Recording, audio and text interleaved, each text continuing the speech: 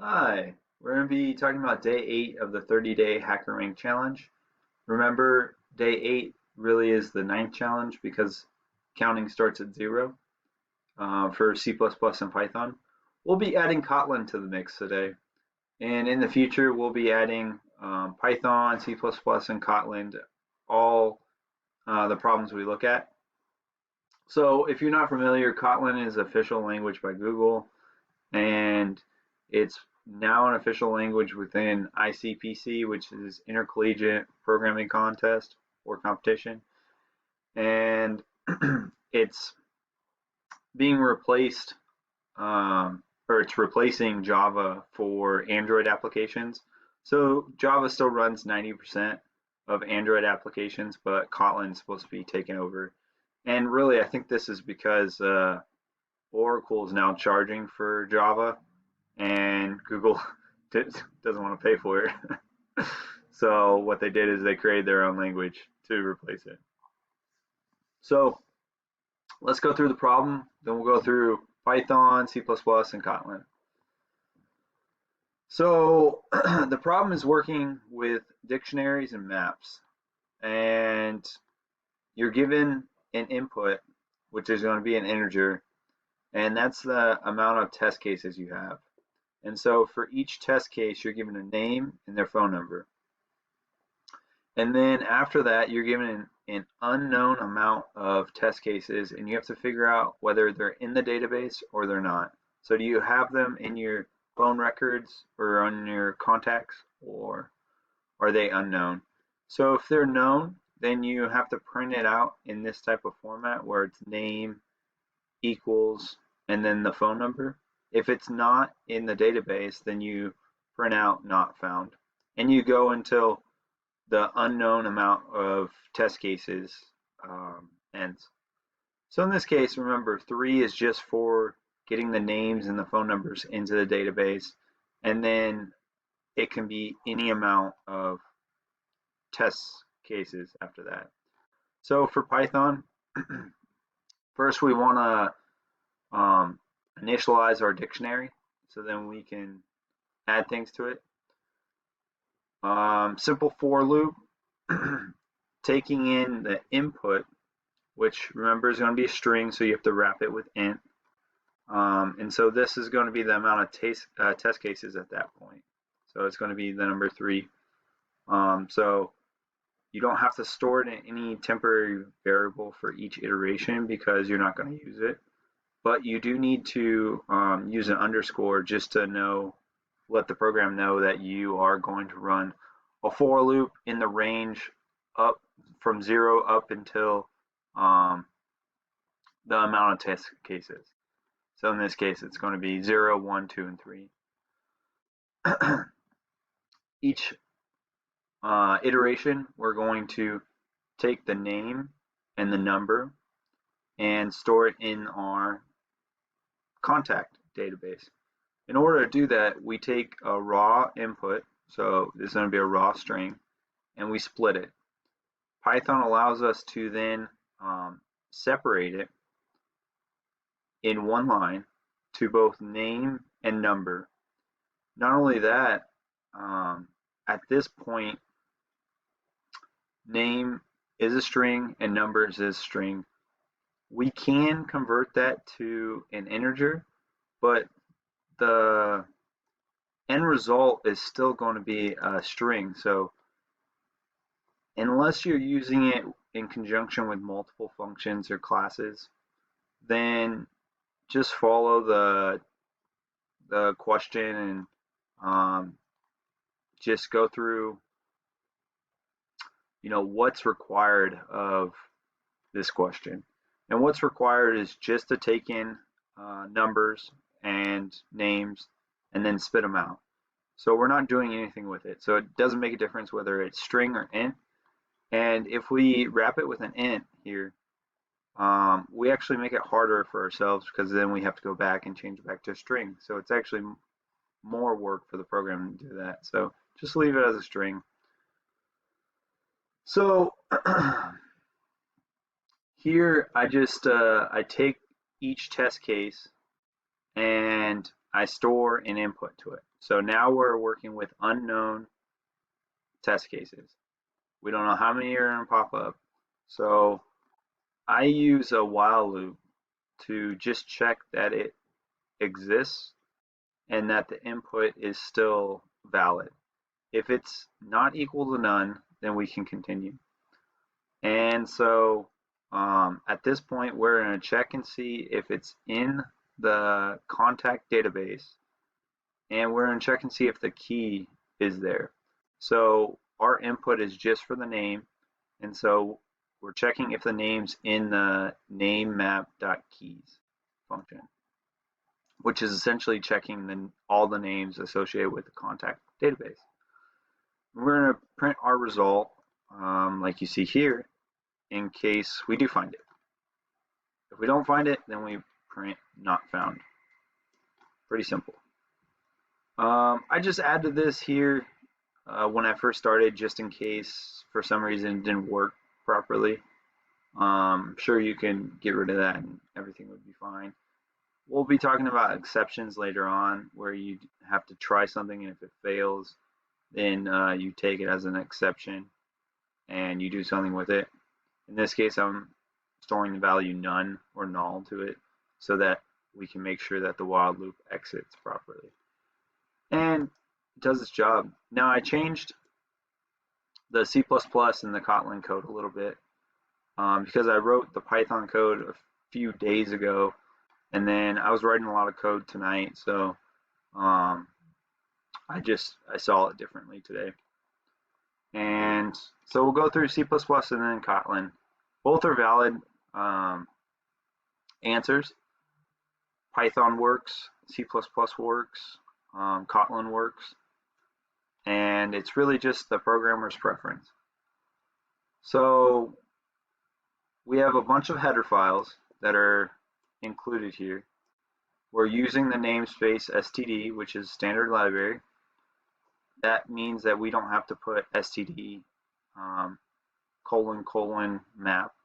So it's already within the standard namespace. So here we're using data structure that's a hash table, or a hash table data structure, that requires us to define the type for the key and the data type for the value. In this case, we're going to store strings, and we're going to store the keys as strings and store the values as integers. We just name it mapper. Could be anything. The other one was name map, just random variable names. So now we have to define our variables ahead of time, because remember, C++ is statically typed, not duck typing like Python. So we have to statically type our name, our test cases, and our number variables. So we do name with string, we do queries with integer, and we do number with integer data types. Now we can use the standard input and see how many test cases we have, and we're going to run a for loop to go from 0 to the amount of test cases, and then increase I each iteration. During that, C++ is nice because when you use the standard input sin function, then you don't have to worry about white spaces as much, because as you notice, there's a white space in the middle.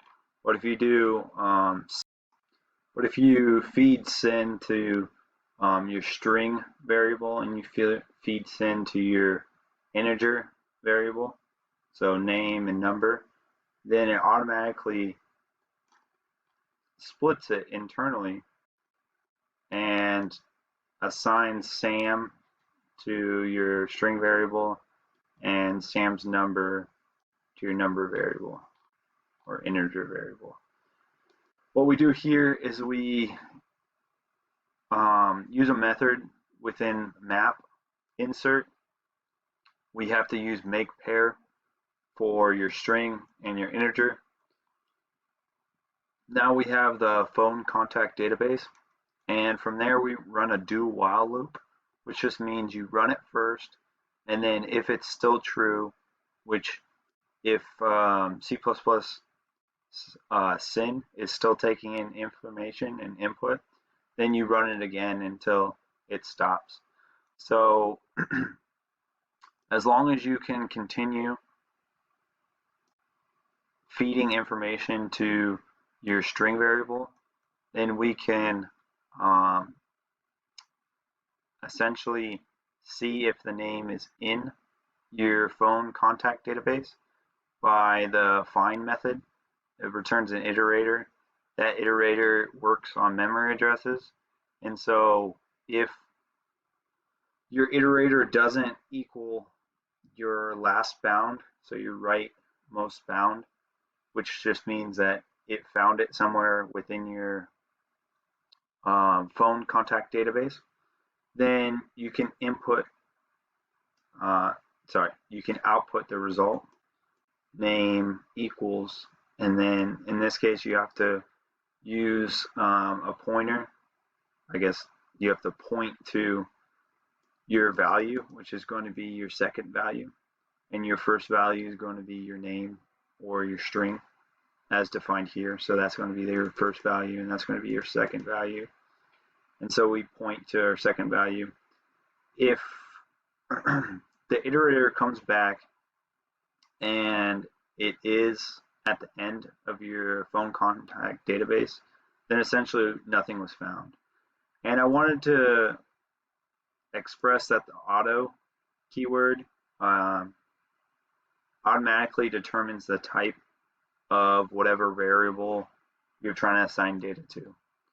And so that's the C++ version. Kotlin,